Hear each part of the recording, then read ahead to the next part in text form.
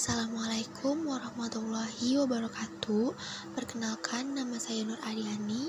Saya dari Prodi Akuntansi ingin memaparkan tugas UTS saya dengan mata kuliah Artificial Intelligence.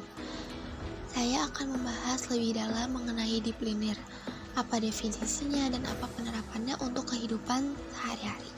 Mari kita simak. Apa itu deep learning? Deep learning merupakan subbidang machine learning yang algoritmanya terinspirasi dari struktur otak manusia. Struktur tersebut merupakan jaringan syaraf tiruan atau disingkat ANN. Pada dasarnya, ia merupakan jaringan saraf yang memiliki 3 atau lebih lapisan ANN.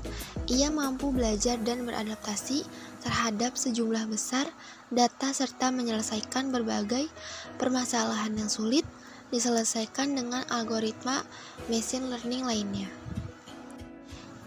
Selanjutnya, ada jenis algoritma. Pembelajaran mendalam terdiri dari beberapa jaringan saraf tiruan yang saling berhubungan. Berikut ini adalah beberapa algoritmanya. Yang pertama ada Convolutional Neural Network atau CNN. CNN terdiri dari banyak lapisan untuk memproses dan mengekstrak fitur dari data. Ia biasanya digunakan untuk memproses gambar dan mendeteksi objek. Saat ini, CNN banyak digunakan untuk mengidentifikasikan citra satelit, citra medis, dan mendeteksi anomali. Yang kedua, ada Recurrent Neural Network atau RNN. RNN merupakan salah satu bentuk arsitektur jaringan syaraf tiruan yang dirancang khusus untuk memproses data yang bersambung atau berurutan. RNN biasanya digunakan untuk mengungkap data historis atau deret waktu, contohnya data cuaca. Selain itu, RNN juga dapat diimplementasikan pada bidang pemahaman bahasa alami, misalnya translasi bahasa. Yang ketiga ada Long Short Term Memory Network atau LSTM.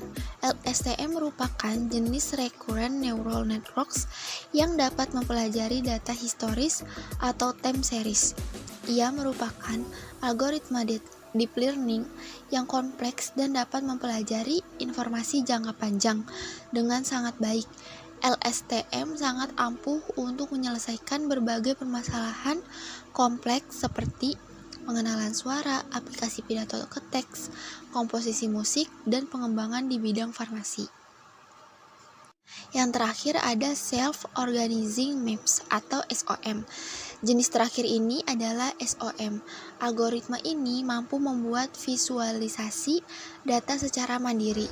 SOM dibuat untuk membantu penggunanya dalam memahami data dan informasi berdimensi tinggi. Manfaat pembelajaran yang mendalam. Setelah menyimak penjelasan di atas, mari kita membahas mengenai manfaat deep learning. Berikut beberapa manfaat penerapannya. Yang pertama, dapat memproses data tidak terstruktur seperti teks dan gambar. Dapat mengotomatisasi proses ekstraksi fitur tanpa perlu melakukan proses pelabelan secara manual. Yang ketiga, memberikan hasil akhir yang berkualitas. Yang keempat, dapat mengurangi biaya operasional. Dan terakhir, dapat melakukan manipulasi data dengan lebih efektif. Selanjutnya ada penerapan. Sebelumnya kita sudah kasih beberapa contoh penerapan deep learning.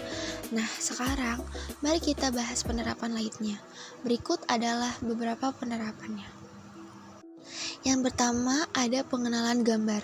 Teknologi ini digunakan untuk mengenali dan mendeteksi objek pada gambar dan video. Contohnya, fitur untuk kita dalam sebuah foto di media sosial, fitur face unlock pada ponsel pintar, dan aplikasi Google Foto yang dapat mendeteksi wajah. Yang kedua, ada pengenalan suara. Pembelajaran mendalam juga dapat mengenali suara manusia dan dapat memberikan respon berupa teks. Selain itu, teknologi ini juga dapat mendeteksi suara yang diterima. Contohnya pada aplikasi Google Assistant atau Apple Siri. Yang ketiga, pemrosesan bahasa alami. NLP merupakan subbidang artificial intelligence untuk menganalisis, memodelkan, dan memahami bahasa manusia. Teknik NLP yang digunakan di setiap aplikasi cerdas yang melibatkan bahasa alami.